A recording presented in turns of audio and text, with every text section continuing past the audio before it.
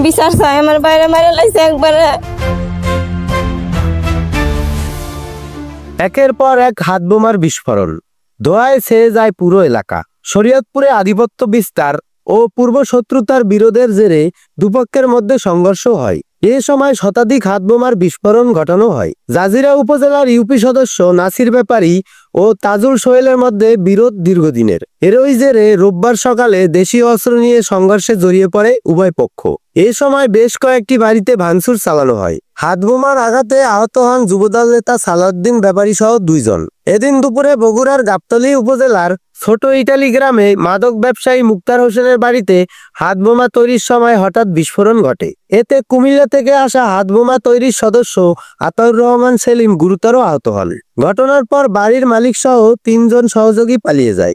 স্থানীয়রা আহত আতাউরকে আটক করে পুলিশের কাছে সুপর্দ করেন।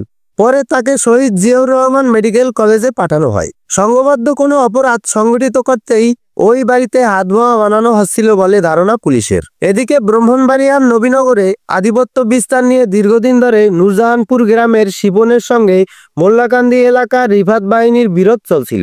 শনিবার রাতে এরই জেরে দুপক্ষের গোলাগুলি হয়। এতে 4 জন গুলিবদ্ধ হন। তাদের মধ্যে গুরুতর অবস্থায় 3 জনকে ঢাকা মেডিকেলে আনা হলে চিকিৎসাধীন অবস্থায় শিপনের মৃত্যু হয়। ঘটনার পর থেকে এলাকায় থমথমে পরিস্থিতি বিরাজ করায় মোতায়েন রয়েছে অতিরিক্ত পুলিশ। সৌরভ হালদার, কড়াভোকাল সংবাদ।